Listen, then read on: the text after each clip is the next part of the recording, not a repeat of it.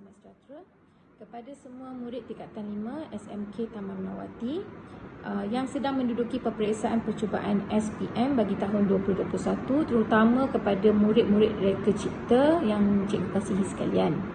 Okay, baiklah, pada hari ini sedikit perkongsian mengenai tips menjawab bagi kertas peperiksaan RC iaitu Reka Cipta yang telah dijadualkan pada 7 Disember. Seperti mana yang anak-anak murid ketahui dan juga sedia maklum, kertas Reka Cipta ni mengandungi dua bahagian, bahagian A dan juga bahagian B, dan murid perlu menjawab ke semua soalan. Okey, wajib menjawab ke semua soalan pada kedua-dua bahagian ini. Okey, pada bahagian A terkandung 20 soalan. Okey,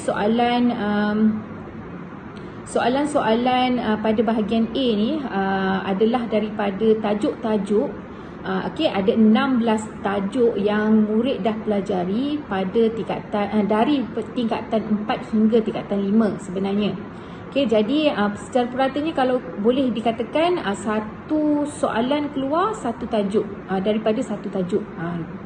Okey, jadi untuk tips bagi bahagian A, murid perlu membaca soalan dengan baik, okey, dan mengetahui apa kehendak soalan. Okey, murid perlu menjawab mengikut kehendak soalan. Okay, kalau ada soalan bertanya tentang nama pereka cipta ke, nama-nama istilah ke yang ada pada yang dipelajari dalam tajuk-tajuk, murid perlu mengeja dengan betul. Okay, sekiranya ejaan salah, jawapan pun akan jadi salah lah sebenarnya.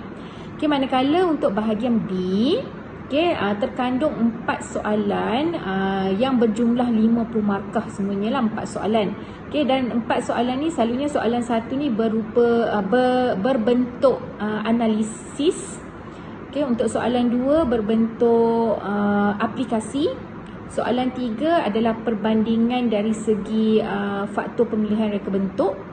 Okey, ataupun faktor reka bentuk, dan juga soalan 4 selalunya akan berbentuk reka ciptaan baharu. Maksudnya murid perlu menghasilkan reka ciptaan baharu berdasarkan situasi yang diberikan. Okey, jadi situasi yang diberikan ni murid kena kaji dahulu, kena tengok apa yang tersurat pada imej yang diberi. Okay, untuk bahagian B ni dinasihatkan kepada murid-murid supaya bersedia dengan peralatan melukis, melakar dan juga mewarna. Okay, seeloknya murid perlu membawa peralatan mewarna lah, dibawa masuk sekali dalam bilik peperiksaan. Okay, dan selalunya murid perlu mewarnakan lakaran-lakaran seperti contoh perlu membuat tajuk pemasaran. Contohnya kita ada perlu buat brosur ataupun logo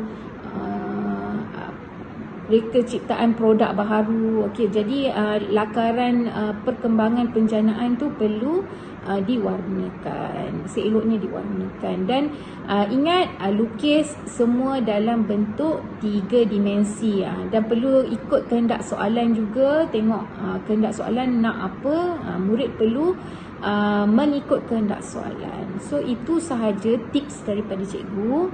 Kalau nak lagi boleh nanti kita akan jumpa lagi pada bengkel teknik menjawab, ya. Okey, selamat maju jaya. Cikgu doakan semua berjaya dengan baik dan menjawab dengan cemerlang, khususnya untuk subjek Reka Cipta cikgu. Okey, terima kasih semua. Assalamualaikum. Bye.